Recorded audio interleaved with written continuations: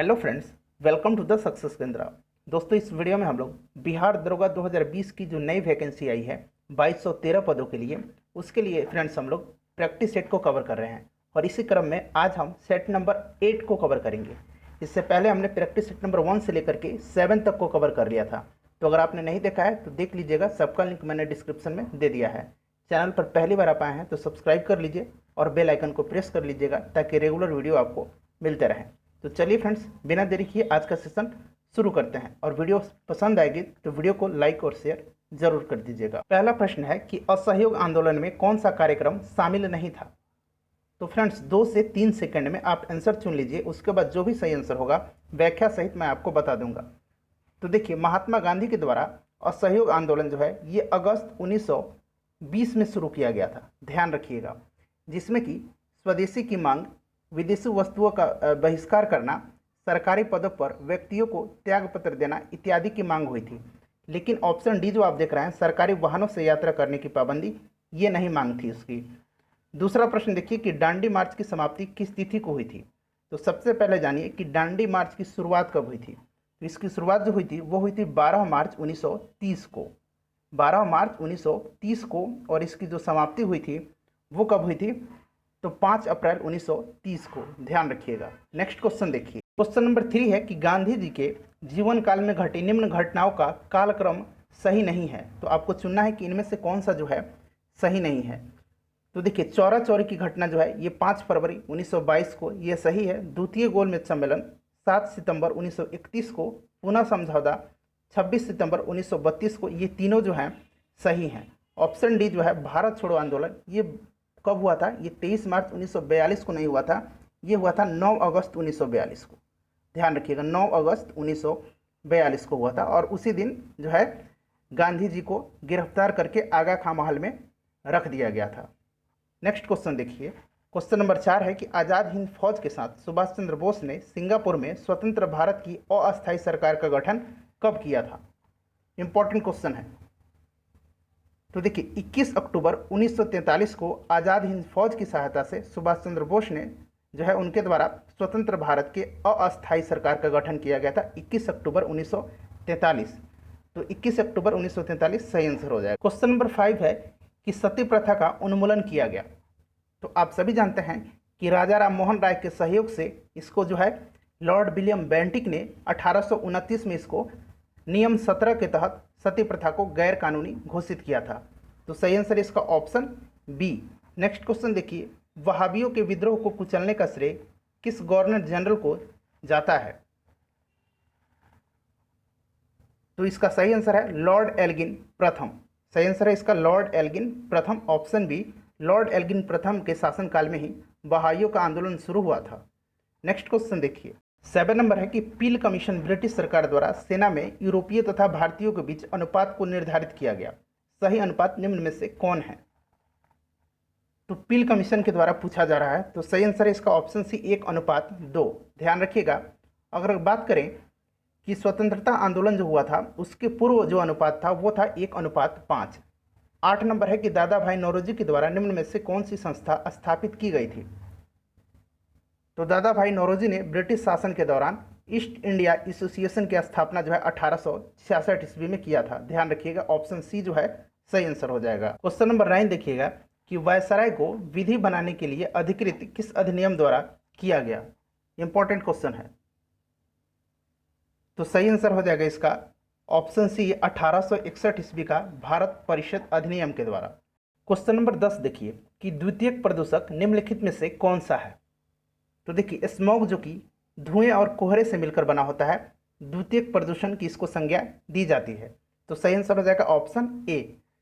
राज्य में आपातकाल का प्रावधान संविधान के किस अनुच्छेद से संबद्ध है। तो 3 प्रकार के हैं, अनुच्छेद 356 में, 352 में और 360 में। तो सही आंसर हो जाएगा इसका ऑप्शन बी, अनुच्छेद 356 में जो है ये राज्य का आपातकाल है, यानी कि राज्य में राष्ट्रपति शासन है। 352 जो है ये राष्ट्रीय आपातकाल से संबंधित है और 360 जो है ये वित्तीय आपात से संबंधित है। नेक्स्ट क्वेश्चन देखिए, क्वेश्चन नंबर 12 देखिए कि बंधुआ मजदूरी व्यवस्था का निराकरण संविधान के किस अनुच्छेद से संबंधित है। तो आप सभी जानते हैं कि संविधान का अनुच्छेद 23 जो है यह बलात् श्रम के निषेध का वर्णन करता है। तो सही आंसर हो जाएगा इसका ऑप्शन बी अनुच्छेद 23। अनुच्छेद 24 में क्या है कि 14 साल से कम उम्र के बच्चों को जो है किसी भी जोखिम भरे कार्यों पर नहीं लगाया जा सकता है। 13 नंबर है कि विद्युत धारिता यानी कि इलेक्ट्रिक कैपेसिटी का मात्रक क्या होता है। तो सही आंसर हो जाएगा इसका option A Faraday. Question number 14 देखिए कि यूरेनियम के रेडियोधर्मी विघटन का अंतिम उत्पाद है। तो सबसे पहले जानिए जो यूरेनियम है इसको आशा धातु भी कहा जाता है, आशा धातु, ठीक है। और इसका जो रेडियोधर्मी विघटन का अंतिम उत्पाद है वो है सीसा। ध्यान रखिएगा। भारत में बाघ परियोजना की शुरुआत कब हुई थी, यानी कि टाइगर प्रोजेक्ट की। तो ये हुई थी 1973 में। और भी कुछ परियोजना है जैसे कि हाथी परियोजना, ये 1992 में हुआ था, ठीक है फ्रेंड्स। उसके बाद गैंडा परियोजना जो है ये 1987 में, और जो है घड़ियाल प्रजनन परियोजना ये 1975 में हुआ था, ये भी ध्यान रखिएगा। क्वेश्चन नंबर 16 देखिएगा, सुमेलित कीजिए। एक तरफ जलप्रपात है और एक तरफ जिले दिए हुए हैं। तो ककोलत जो है ये कहाँ है, ये नवादा में है। उसके बाद धुआं कुंड जो है ये कहाँ है, ये सासाराम में है। और दुर्गावती जो है ये रोहतास में है। तो आप मिला लीजिए, इसका सही आंसर जो हो जाएगा ऑप्शन डी हो जाएगा। नंबर 17 देखिए, वरुण नौ सैनिक अभ्यास किन दो देशों के मध्य किया जाने वाला युद्धाभ्यास है। तो वरुण जो है ये भारत और फ्रांस के बीच का है। भारत और रूस के बीच का जो है वो है इंद्र, याद रखिएगा, ठीक है फ्रेंड्स। भारत और जापान के बीच में मैं बता रहा हूँ धर्म गार्डियन, याद रखिएगा। सिन्यू मैत्री, ये जो है भारत और जापान के बीच के हैं। और भारत और इंडोनेशिया के बीच का जो है वो है गरुड़ शक्ति और समुद्र शक्ति। क्वेश्चन नंबर 18 देखिएगा कि निम्नलिखित में से कौन सा युग्म सुमेलित युग्म है। तो इसमें से कौन सा सुमेलित है। तो सही आंसर हो जाएगा ऑप्शन बी वांडीवास का युद्ध जो था ये फ्रांसीसी और ईस्ट इंडिया कंपनी के बीच में हुई थी। बक्सर का युद्ध जो था ये किसके बीच हुआ था, बक्सर का युद्ध हुआ था मीर कासिम और हेक्टर मुनरो के बीच में 1764 ईस्वी में। उसके बाद जालियांवाला जो बाग हुआ था ये कब हुआ था, ये कांड 1919 में हुआ था। और खेड़ा का युद्ध जो हुआ था ये साहू और ताराबाई के बीच में हुआ था। क्वेश्चन नंबर 19 है कि पांडिचेरी की संधि किसके बीच हुई थी, इंपॉर्टेंट है। तो ये हुई थी अंग्रेज और फ्रांसीसी के बीच में द्वितीय कर्नाटक युद्ध के दौरान, याद रखिएगा। 20 नंबर है कि the economic history of India में धन के निष्कासन के सिद्धांत की व्याख्या की गई है। इस पुस्तक के लेखक कौन है, the economic history of India. तो फ्रेंड्स इस पुस्तक के लेखक कौन हैं, इसके लेखक हैं रमेश चंद्र दत्त। ऑप्शन सी जो है सही आंसर हो जाएगा। क्वेश्चन नंबर 21 देखिएगा कि निम्नलिखित में कौन सुमेलित नहीं है। तो देखिए पढ़ लीजिए, इसमें से मैं बता दे रहा हूँ। सुमेलित जो नहीं है वो है ऑप्शन डी द लीडर जो है ये किसकी पत्रिका थी, ये जो थी द लीडर जो थी ये थी मदन मोहन मालवीय की पत्रिका। ध्यान रखिएगा। नाभिक की खोज किसने की थी, तो नाभिक की खोज जो है 1911 ईस्वी में रदरफोर्ड ने किया था। ऑप्शन बी जो है सही आंसर हो जाएगा। और फ्रेंड्स ध्यान दीजिएगा, इससे पहले हम लोगों ने सेट नंबर 1 से लेकर के 7 तक को कवर कर लिया है। और साथ ही साथ 2020 के जितने भी इंपॉर्टेंट करंट अफेयर्स हैं उनको हम टेस्ट वाइज कवर कर रहे हैं। और हम लोगों ने 10 टेस्ट को भी कवर कर लिया है। सारे वीडियो का लिंक मैंने डिस्क्रिप्शन में दे दिया है, आप एक बार जरूर देख लीजिएगा। 23 नंबर प्रश्न है कि चीन के किस शहर में कोरोना वायरस का प्रकोप प्रारंभ हुआ था। तो आप सभी को पता है ये चीन के वुहान शहर से शुरू हुआ था। 11वां इंडोर क्रिकेट विश्व कप का आयोजन अक्टूबर 2020 में कहाँ प्रस्तावित है। तो इसका सही आंसर जो हो जाएगा ये हो जाएगा कहाँ, ऑस्ट्रेलिया में है, मेलबर्न में है, ठीक है फ्रेंड्स, मेलबर्न में ये आयोजित है। 25 है कि राष्ट्रीय आय के आकलन के लिए निम्नलिखित में से कौन सा संस्था उत्तरदायी है। तो ये कौन सा संस्था है, केंद्रीय सांख्यिकी संगठन। और इसकी स्थापना जो हुई थी वो 1951 में हुई थी, ध्यान रखिएगा। सही आंसर ऑप्शन सी केंद्रीय सांख्यिकी कार्यालय यहाँ पे दिया हुआ है, तो सही आंसर यही हो जाएगा। 26 नंबर है कि ध्वनि की चाल पर किसका प्रभाव नहीं पड़ता है। तो देखिए ध्वनि की चाल पर जो है दाब का प्रभाव नहीं पड़ता है, बाकी जो है सबका प्रभाव पड़ता है। क्वेश्चन नंबर 27 देखिए, स्तनधारियों में तापमान नियंत्रण केंद्र है। तो स्तनधारियों में तापमान नियंत्रित करता है हाइपोथैलेमस, और ये मस्तिष्क का भाग है, ध्यान रखिएगा। बोरी और कुनो वन्यजीव अभ्यारण्य किस राज्य में स्थित है। तो ये हैं मध्य प्रदेश में। ऑप्शन ए जो होगा सही आंसर हो जाएगा। और ध्यान रखिएगा हाल ही में इसको जो है बोरी और कुनो वन्यजीव अभ्यारण्य को 105वां नेशनल पार्क का दर्जा प्रदान किया गया है। नेक्स्ट क्वेश्चन देखिए, क्वेश्चन नंबर 29 है कि धर्म के आधार पर किसी नागरिक के साथ भेदभाव नहीं किया जाएगा संविधान के किस अनुच्छेद में वर्णित है? तो संविधान का अनुच्छेद 15 जो है उसमें कहा गया है कि राज्य किसी नागरिक के विरुद्ध केवल धर्म, मूल वंश, जाति, लिंग, जन्म स्थान या इनसे किसी भी आधार पर कोई भी भेदभाव नहीं करेगा। तो यह है अनुच्छेद 15 में, ध्यान रखिएगा ऑप्शन बी जो हो जाएगा सही आंसर हो जाएगा। नेक्स्ट क्वेश्चन देखिए कि राष्ट्रपति द्वारा राष्ट्रीय आपातकाल की उद्घोषणा का संसद के दोनों सदनों द्वारा कितने माह के भीतर अनुमोदित होना आवश्यक है? तो ध्यान से सुन लीजिएगा, राष्ट्रपति द्वारा की गई आपातकाल की घोषणा 1 माह तक प्रवर्तन में रहती है और यदि इस दौरान इसे संसद के 2/3 बहुमत से अनुमोदित करवा लिया जाता है तो वह 6 माह तक परिवर्तन में रहती है। संसद इसे पुनः एक बार में 6 माह तक बढ़ा भी सकती है। तो इस प्रश्न का जो सही आंसर हो जाएगा ऑप्शन ए हो जाएगा 1 माह तक। 31 नंबर है कि भारत में सर्वप्रथम राष्ट्रीय आय का वैज्ञानिक आकलन निम्न में से किसने किया था?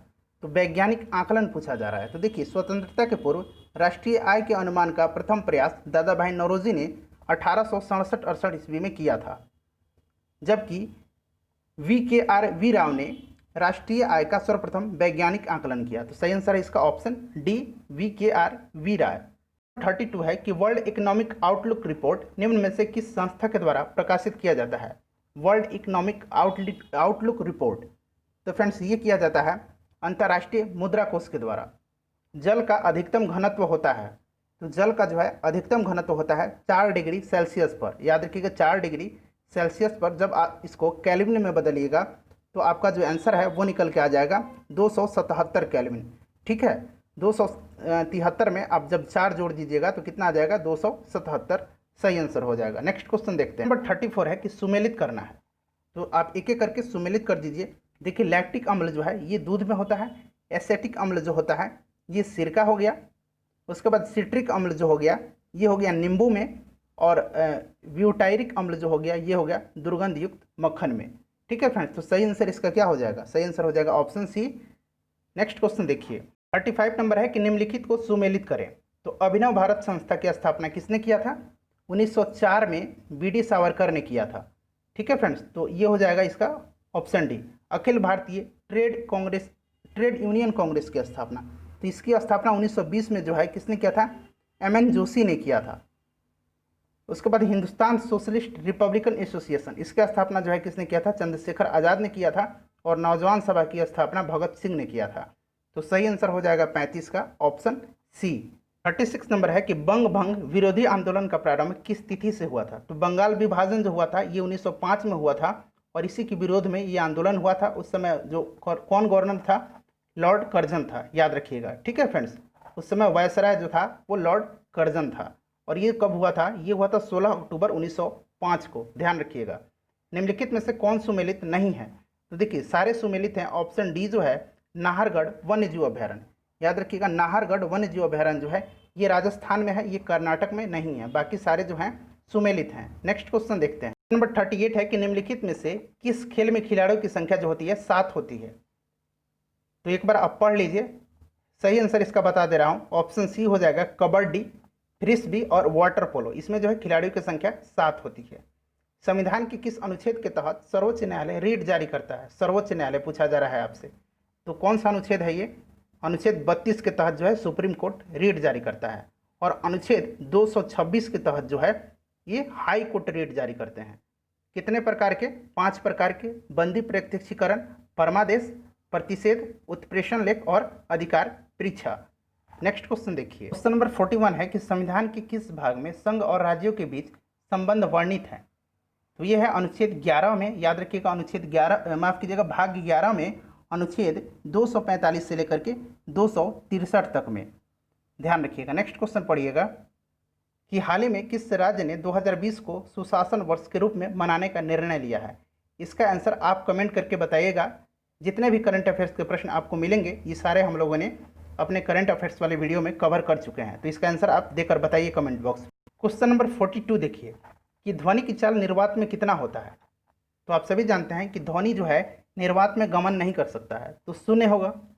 एक वर्णांध पुरुष और समान महिला की संतानों के में पुत्रों में वर्णांध होने की संभावना है, तो ये जो होती है पुत्रों में 0% होती है। नेक्स्ट क्वेश्चन देखिए, क्वेश्चन नंबर 44 कि 1 अप्रैल 2020 को पंजाब नेशनल बैंक में किस बैंक का विलय हुआ है? तो यूनाइटेड बैंक ऑफ इंडिया तथा ओरिएंटल बैंक ऑफ कॉमर्स का विलय हुआ है पीएनबी में। तो सही आंसर है ऑप्शन डी। किस राज्य की कैबिनेट ने विधान परिषद को समाप्त करने का प्रस्ताव किया है? तो ये किया है आंध्र प्रदेश की सरकार ने। ऑप्शन डी जो है सही आंसर होगा। और आंध्र प्रदेश जो है 3 राजधानियों वाला देश का पहला राज्य बन गया है, ये भी आप ध्यान रखिए। 46 नंबर देखिए कि भारत के पहले केंद्रीय केमिकल इंजीनियरिंग और टेक्नोलॉजी संस्थान की स्थापना किस राज्य में की जाएगी? तो ये की जाएगी कहाँ पे? गुजरात में। ऑप्शन डी जो है सही आंसर हो जाएगा, ध्यान रखिएगा। इसरो द्वारा तीसरा रॉकेट लॉन्च पैड कुलशेखरपट्टिनम किस राज्य में स्थापित किया जा रहा है? तो ये किया जाएगा तमिलनाडु में। क्वेश्चन नंबर 48 देखिए, फरवरी 2020 में विश्व के सर्वाधिक बोली जाने वाली भाषा का दर्जा प्राप्त हुआ है। तो सर्वाधिक बोली जाने वाली विश्व की भाषा जो है वो है अंग्रेजी, दूसरे नंबर पर जो है मंडारिन है चीनी भाषा, और तीसरे नंबर पर हिंदी है। बंगाली जो है ये 7वें स्थान पर है। 17वीं लोकसभा चुनाव में जो है सर्वाधिक नोटा का प्रयोग करने वाला कौन सा राज्य है? तो ये है बिहार राज्य। ऑप्शन बी जो है 49 का सही आंसर हो जाएगा, ध्यान रखिएगा। नेक्स्ट क्वेश्चन देखिए, क्वेश्चन नंबर 50 है कि हाल ही में क्यूआर कोड लगाने वाला देश का पहला नेशनल पार्क यानी कि वन विहार किस राज्य में है? तो सबसे पहले जान लीजिए कि वन विहार नेशनल पार्क जो है क्यूआर कोड लगाया है और यह जो है मध्य प्रदेश में है। सही आंसर हो जाएगा ऑप्शन डी। निम्न में से कौन सा कथन गलत है? तो देखिए 19वें राष्ट्रीय एशियाई खेलों का आयोजन 2022 में चीन के होंगजू में होगा। ध्यान रखिएगा कहाँ होगा? होंगजू में होगा, ये सही है। उसके बाद देखिए इस खेल का शुभंकर 3 रोबोट को चुना गया है, ये भी सही है। इस खेल का आयोजन जो है झेजियांग प्रांत में किया जाएगा। तो इस प्रश्न का जो सही आंसर हो जाएगा ऑप्शन डी हो जाएगा। 1, 2, 3 तीनों सही है, ठीक है। अगर बात करें कि तीनों शुभंकर कौन कौन से हैं, तो याद रखिएगा ये तीनों शुभंकर कौन कौन से हैं। तीनों शुभंकर का नाम है कॉन्ग कॉन्ग, लियन लियन और चेन चेन। क्वेश्चन नंबर 52 देखिए कि किस भारतीय सेना ने कोविड-19 के खिलाफ लड़ाई के लिए ऑपरेशन संजीवनी की शुरुआत की है? इंपॉर्टेंट है।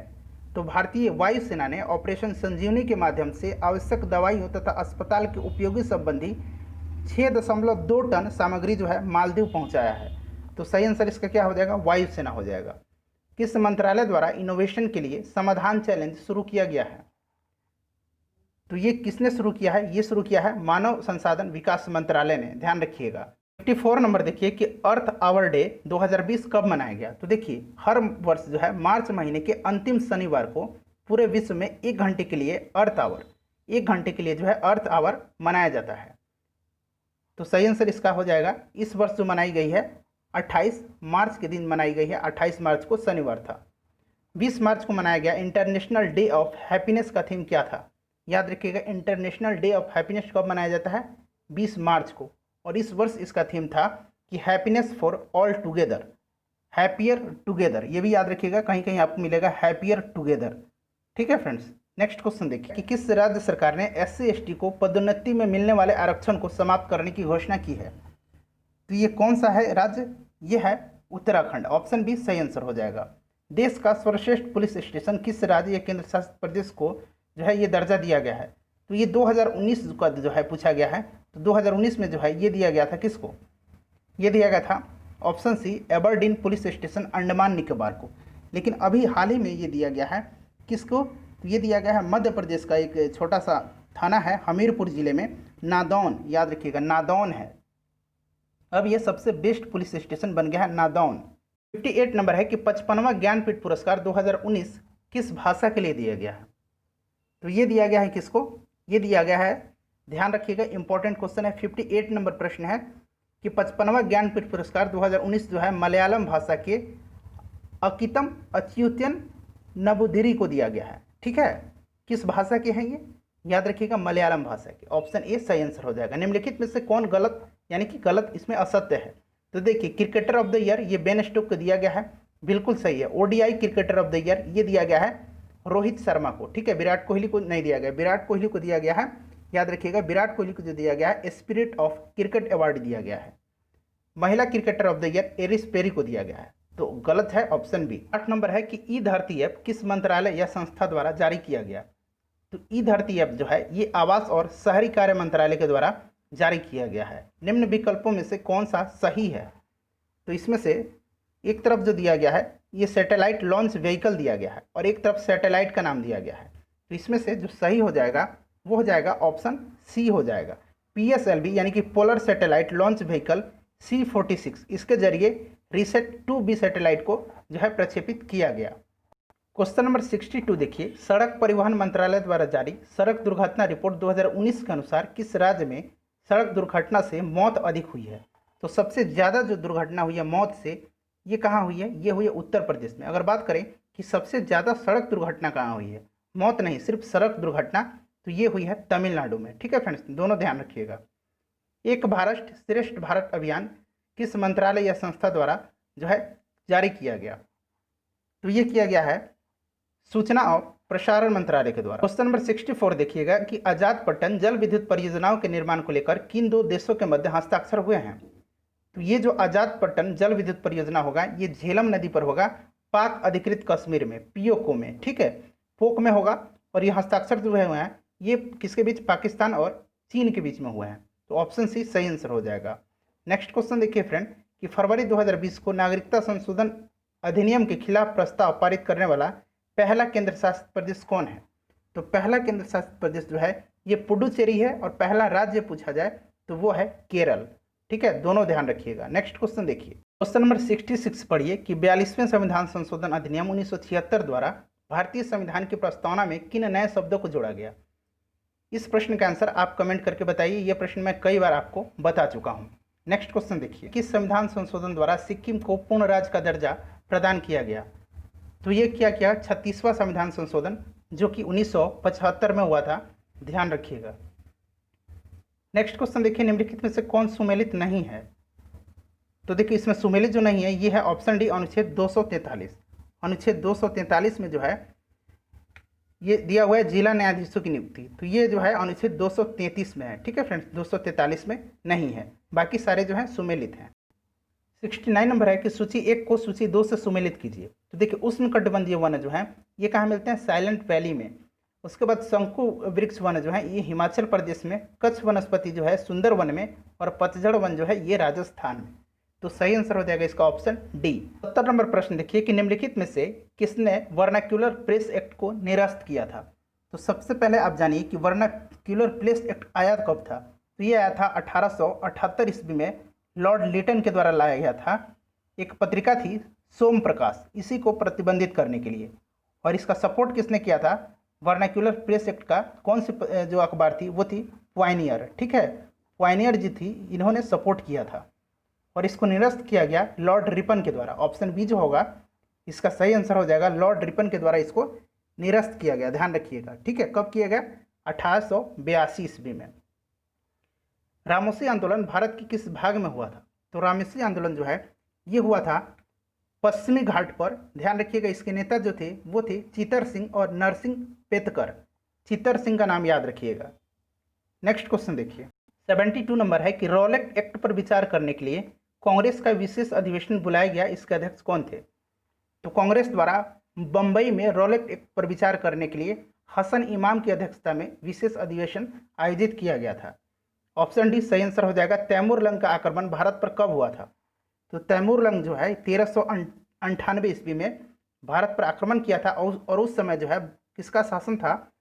तो उस समय तुगलक वंश के शासक नसीरुद्दीन मोहम्मद तुगलक का शासन था। 74 नंबर देखिए कि निम्न में से कौन जो है वेदांग से संबंधित नहीं है? तो सबसे पहले जानिए कि वेद 4 हैं और वेदांग जो है ये 6 हैं और योग जो है ये वेदांग का जो है भाग नहीं है। ध्यान रखिएगा। हड़प्पा संस्कृति के किस स्थल से घोड़े की मृण मूर्तियां मिली हैं? तो सही आंसर इसका ऑप्शन बी रंगपुर से। याद रखिएगा कहाँ से मिली है? रंगपुर एवं लोथल से जो है घोड़े की मृणमयी मूर्तियां मिली हैं। 76 नंबर देखिए कि वैदिक काल में सोम देवता जो थे ये किससे संबंधित देवता को माना जाता था? तो ये सोम जो थे वनस्पति देवता को कहा जाता था। जैन धर्म के तीसरे तीर्थंकर कौन थे? तो जैन धर्म के तीसरे तीर्थंकर जो थे ये थे संभवनाथ। ऑप्शन डी जो होगा सही आंसर हो जाएगा। और 23वें जो थे ये कौन थे? पार्श्वनाथ थे और 24वें जो थे वर्धमान महावीर थे। नेक्स्ट क्वेश्चन देखिएगा, 78 नंबर देखिए कि किस सुल्तान के काल में खालसा भूमि अधिक पैमाने पर विकसित हुई? तो देखिए, खालसा भूमि जो होता था वो राज्य के सीधे नियंत्रण में आने वाली भूमि होती थी, और सबसे ज़्यादा जो है इसका विकास अलाउद्दीन खिलजी के समय में हुआ था। नेक्स्ट क्वेश्चन देखिए कि तबकात नासिरी के लेखक कौन थे? तो इंपॉर्टेंट क्वेश्चन है, सही आंसर है ऑप्शन सी, मिन्हाज उल सिराज। याद रखिएगा। 80 नंबर प्रश्न देखिए फ्रेंड, 80 नंबर क्वेश्चन है कि किस शासक ने बेरोजगारों को रोजगार दिया था? तो ये दिया था फिरोज तुगलक ने। ऑप्शन बी जो होगा सही आंसर हो जाएगा। 81 नंबर देखिए, किस महादेश में कोई स्थल रुद्ध देश नहीं है? तो वैसे देश जो चारों तरफ से स्थलीय रूप से घिरे हुए हैं स्थल रुद्ध देश कहलाते हैं। उत्तरी अमेरिका महादेश जो है ये स्थल रुद्ध देश नहीं है, तो सही आंसर हो जाएगा ऑप्शन डी। 2011 की जनगणना के अनुसार निम्नलिखित जनजातियों में से कौन सबसे बड़ा समूह है? किसका? तो भारत का सबसे बड़ा जनजातीय समूह जो है वो भील है। याद रखिएगा। इसके बाद जो आता है वो गोंड है और उसके बाद संथाल है। तो भील है, उसके बाद गोंड है, उसके बाद संथाल है। 83 नंबर देखिए कि निम्नलिखित में से कौन भारतीय कृषि की विशेषता नहीं है? तो देखिए, निम्न उत्पादकता, मानसून पर निर्भरता और छोटे जोतों की प्रधानता, ये जो है भारतीय कृषि की विशेषताएं हैं। लेकिन सहकारी कृषि की प्रधानता, ये जो है भारतीय कृषि की विशेषता नहीं है। शीत ऋतु में भारत के उत्तरी भाग में वर्षा होती है, तो ये होती है पश्चिमी विक्षोभ के कारण।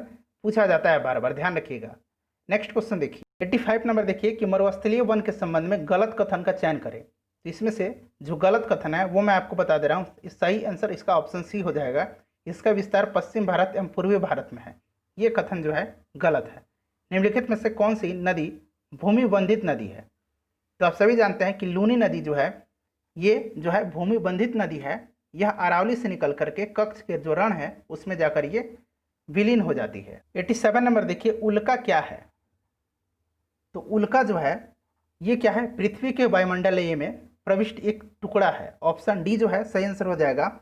उल्का को टूटने वाला तारा भी कहा जाता है। क्वेश्चन नंबर 88 देखिए कि निम्नलिखित में कौन सा भारत के निर्वनीकरण का प्रभाव नहीं है? तो निर्वनीकरण का जो प्रभाव नहीं है वो है शहरीकरण। बाकी मृदा अपरदन के कारण जो होता है निर्वनीकरण होता है, जैव विविधता में ह्रास और हिमालय में जल स्रोतों का सूखना, ये जो है निर्वनीकरण के जो है ये प्रभाव हैं। कार्बन डेटिंग की शुरुआत कहाँ हुई थी? तो सही आंसर इसका क्या हो जाएगा? Kyoto protocol. ऑप्शन बी जो है सही आंसर हो जाएगा। क्योटो प्रोटोकॉल के बारे में जान लीजिए। 11 दिसंबर 1997 को जो है क्योटो प्रोटोकॉल को अपनाया गया और इसको जो है 2005 में इसको लागू किया गया। तो ये भी ध्यान रखिएगा। 90 नंबर देखिए, काफ़ी इंपॉर्टेंट क्वेश्चन है। मई 2020 में किस राज्य की प्रसिद्ध चित्रकला सोहराई खोबर को GI टैग जो है प्रदान किया गया है? ये प्रश्न मैं करवा चुका हूँ करंट अफेयर वाले सेक्शन में। तो सही आंसर हो जाएगा इसका ऑप्शन डी, झारखंड की। 91 नंबर देखिए, मिलान करना है। धोवन सोडा का क्या फॉर्मूला होता है? Na2CO3 into 10H2O। ठीक है फ्रेंड्स। खाने वाले सोडा का क्या होता है? NaHCO3। ठीक है। उसके बाद बात करें कि विरंजक चूर्ण का क्या होता है? CaOClCl होता है। ठीक है। CaOCl2 भी आप इसको ऐसे लिख सकते हैं। उसके बाद प्लास्टर ऑफ पेरिस का जो होता है वो होता है CaSO4 का होल ट्वाइस H2O। तो सही आंसर इसका क्या हो जाएगा? ऑप्शन ए इसका सही आंसर हो जाएगा। ठीक है फ्रेंड्स। नेक्स्ट क्वेश्चन देखिए 92 नंबर है कि कोशिका सिद्धांत किसने प्रतिपादित किया था?